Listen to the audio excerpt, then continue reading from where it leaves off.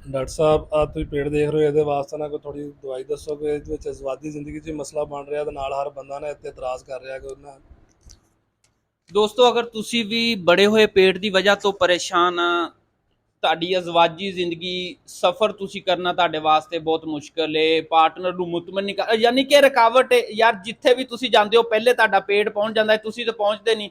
ਛੋਟੀ ਗੱਡੀ 'ਚ ਤੁਸੀਂ ਨਹੀਂ ਬਹਿ ਸਕਦੇ, ਆਪਣੇ ਪਾਰਟਨਰ ਨੂੰ ਖੁਸ਼ ਤੁਸੀਂ ਨਹੀਂ ਕਰ ਸਕਦੇ। ਅਗਰ ਤੁਸੀਂ ਆਪਣਾ ਪੇਟ ਕਮ ਕਰਨਾ ਚਾਹੁੰਦੇ ਹੋ ਤਾਂ ਹੋਮਿਓਪੈਥੀ ਦੇ ਵਿੱਚ ਬੇਤਹਾਸ਼ਾ ਮੈਡੀਸਨ ਨੇ ਜਿਹੜੀਆਂ ਪੇਟ ਦੀ ਚਰਬੀ ਨੂੰ ਪਿਘਲਾਉਣ ਦੀ ਸਲਾਹੀਅਤ ਰੱਖਦੀਆਂ। ਮੈਂ ਸਿਰਫ ਤੁਹਾਨੂੰ ਇੱਕ ਹੋਮਿਓਪੈਥਿਕ ਮੈਡੀਸਨ ਦੱਸਾਂਗਾ, ਉਹ ਹੋਮਿਓਪੈਥਿਕ ਮੈਡੀਸਨ ਹੈ ਪੈਪਨੈਗਰਿਮ। ਕਾਲੀ ਮਿਰਚ ਤੋਂ ਬਣਨ ਵਾਲੀ ਹੋਮਿਓਪੈਥਿਕ ਮੈਡੀਸਨ ਪੇਟ ਦੀ ਚਰਬੀ ਨੂੰ ਐਵੇਂ ਪਿਘਲਾਉਂਦੀ ਹੈ ਜਿਵੇਂ ਧੁੱਪ ਦੇ ਵਿੱਚ ਬਰਫ਼ ਰੱਖ ਦੋ ਤੇ ਸ਼ਾਮ ਨੂੰ ਬਰਫ਼ ਨਜ਼ਰ ਨਹੀਂ ਆਉਂਦੀ ਹੈ ਨਾ।